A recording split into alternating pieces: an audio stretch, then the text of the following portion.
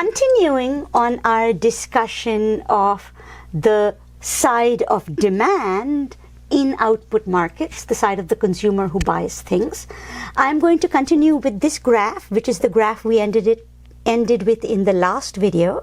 It's the one you just saw, the market for milk.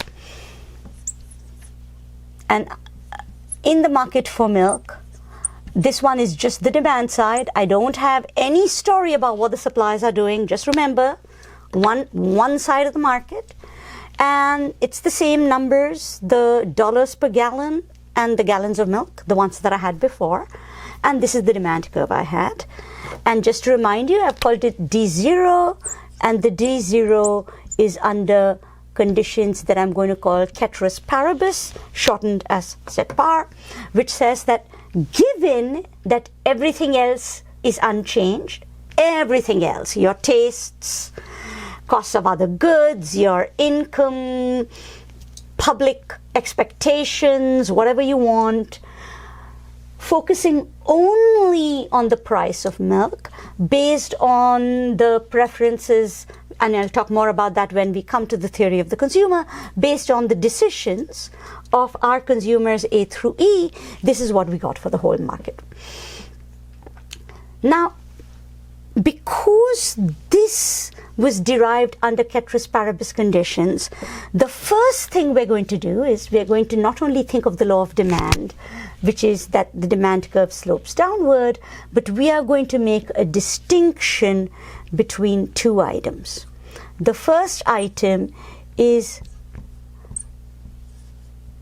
quantity demanded, and so whenever I'm reflecting a change in consumption decisions due to a change in the price of the good ceteris paribus, I'm going to call it a change in quantity demanded. Just vocabulary so that we can distinguish between things. That's all.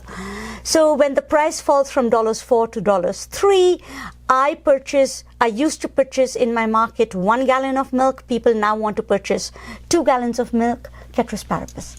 I call this a change in quantity demanded. That's all. Okay? So quantity demanded, changes in quantity demanded are responses to changes in the price of that good, ceteris paribus. But of course, other things change as well. The ceteris is not always paribus.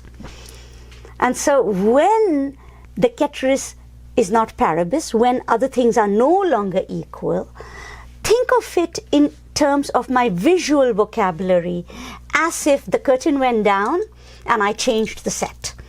So the ceteris paribus is like the set. Like, these are the tastes, these are the other goods, this is that, and then I've got a story of demand and demand curves.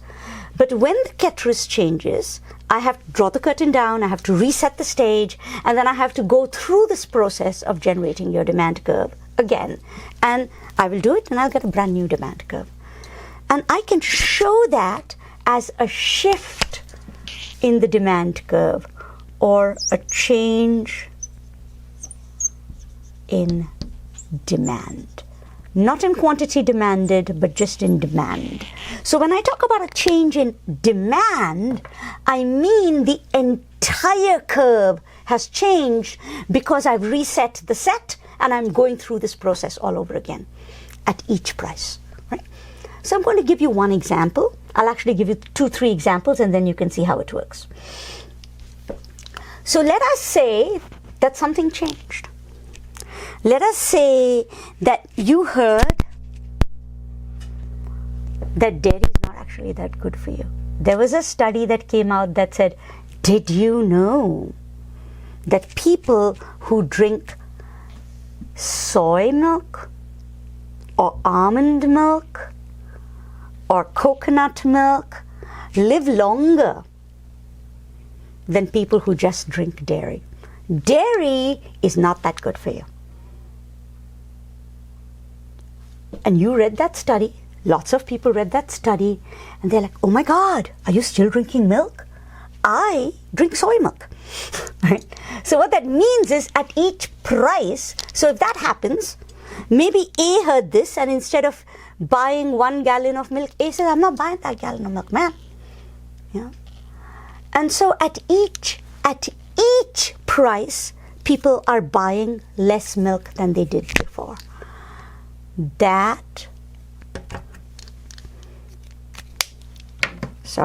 Restarting. At each price, people are buying less milk than they did before. That is an inward shift. Listen to my vocabulary. At each price, they're buying less. So at $1, where they used to buy 8, now they're only buying 5. At $2, where they used to buy 5, they're only buying 2.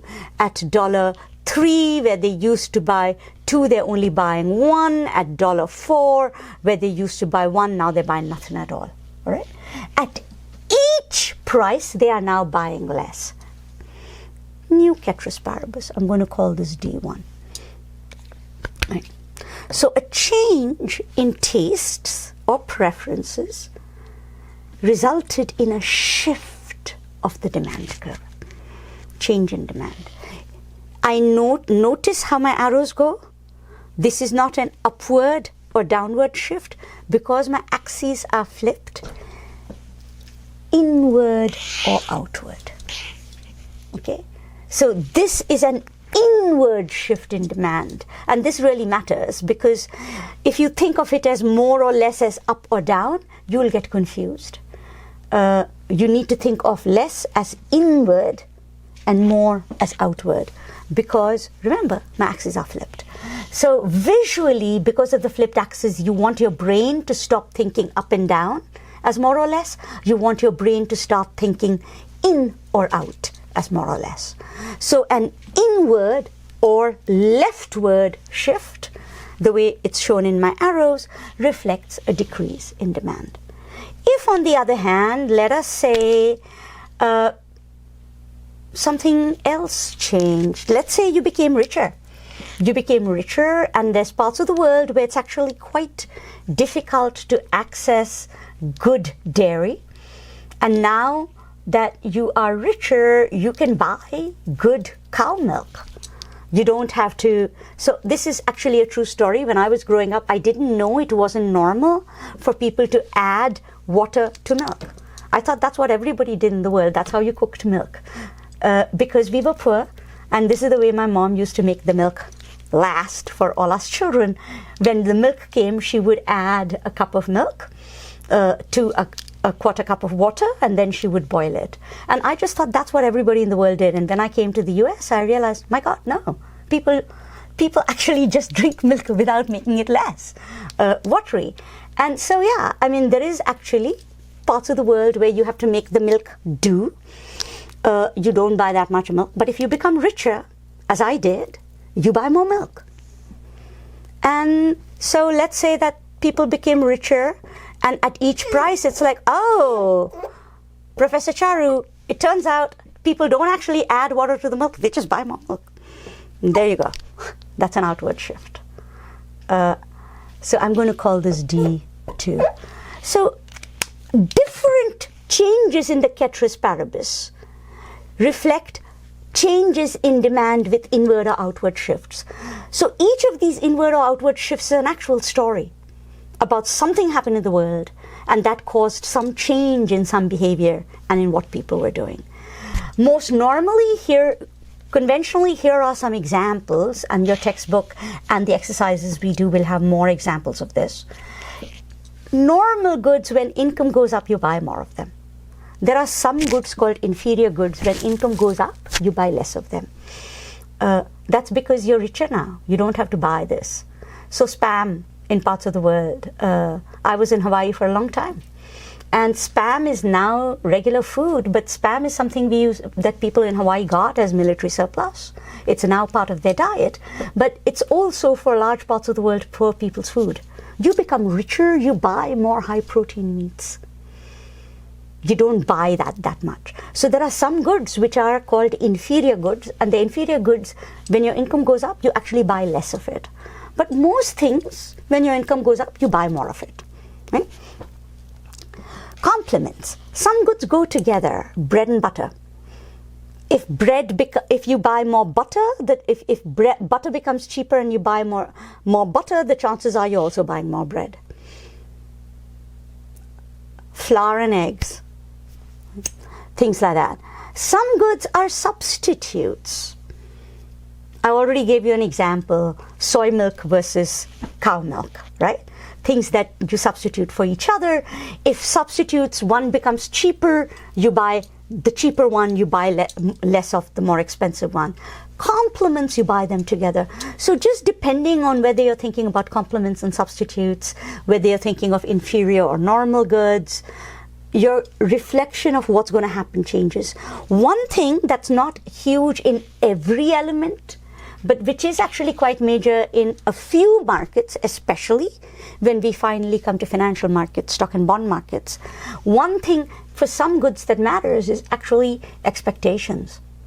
So tastes can change, prices of other goods can change, income can change, and expectations of the future can change. And in very specific markets, expectations in the future can really change your behavior. Think about housing. If you think housing prices are going to go down, expectations of the future, you're going to wait. You're not going to buy right now. You're going to cut back on buying stuff until the prices go down. But if you think the prices are going to go up, you're going to buy now. Right? So there's all kinds of things inside that ceteris paribus. So don't take this as unimportant. What's happening here is actually quite important for your story. But just separating out the effects of the prices of goods and the effects of other things helps me clarify my story. So if you think of The Economist as a visual storyteller, the shape of this curve matters, downward sloping. The shifts of this curve matter. And finally, the shallowness or steepness of this curve matter. And this is what we call elasticity.